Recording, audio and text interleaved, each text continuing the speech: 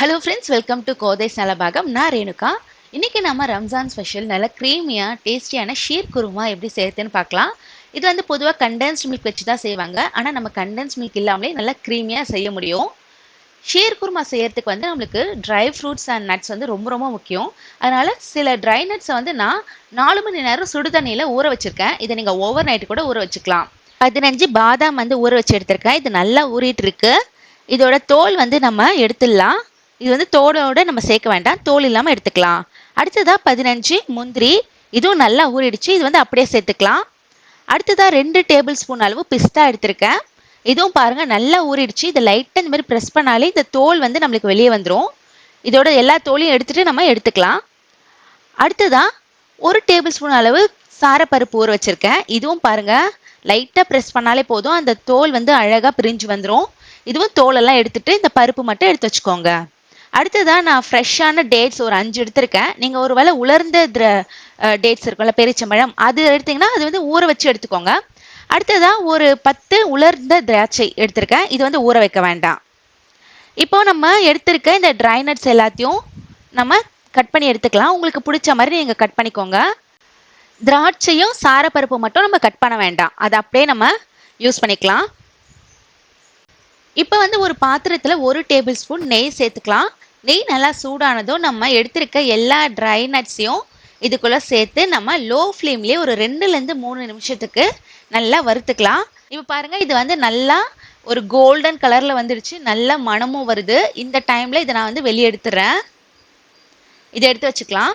அடுத்ததாக இதே பேனில் நம்ம இன்னொரு டேபிள் ஸ்பூன் நெய் சேர்த்துக்கலாம். இது உருகுனதும் இதில் சேமியா சேர்த்துக்கணும். நான் வந்து இன்னைக்கு 1/2 கப்பு சேமியா எடுத்திருக்கேன். இது வந்து 70 கிராம் சேமியா. இந்த மாதிரி மெலிசா இருக்க சேமியா எடுத்துக்கோங்க. கொஞ்சம் தடிமலா இருக்கும்ல, அந்த சேமியா எடுக்க வேண்டாம். உங்களுக்கு வந்து சேமியா வந்து வெள்ளையா இருக்க சேமியா கிடைச்சதுன்னா அது வந்து இந்த மாதிரி நல்ல ஒரு கோல்டன் ப்ரௌனா வறுத்துக்கோங்க. இதுவும் பாருங்க ஒரு 2லேருந்து 3 நிமிஷம் வறுத்தா போதும். இது நல்ல ஒரு மனம் வருது. நல்ல கலரும் லைட்டா சேஞ்ச் ஆயிருக்கு. இப்போ நான் இதை வந்து வெளியே எடுத்துக்கிறேன்.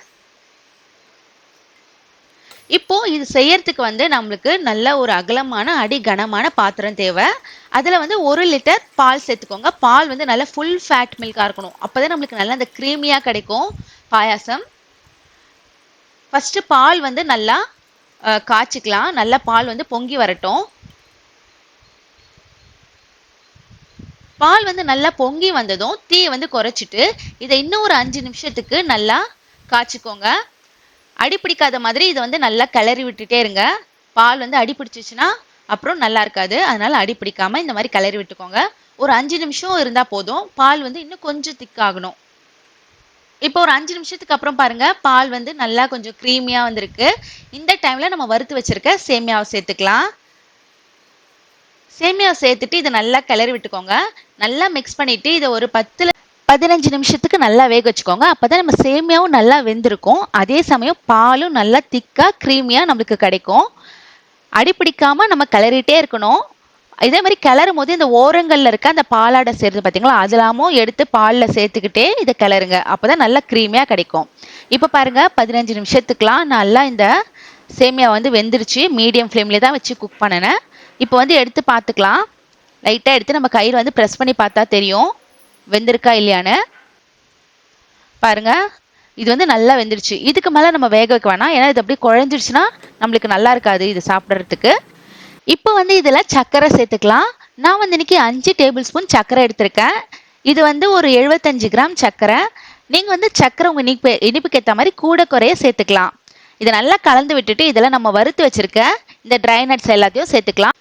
இது கூடவே ஒரு 1/4 டீஸ்பூன் ஏலக்காய் தூள், அப்புறம் ஒரு சிட்டிகை குங்குமப்பூ சேர்த்து நல்லா கலந்துட்டு லோ ஃப்ளேம்ல இன்னும் ஒரு 5 நிமிஷத்துக்கு இதை வேக வச்சுட்டோம்னா சூப்பரான ஷீர் குருமா ரெடி ஆயிடும்.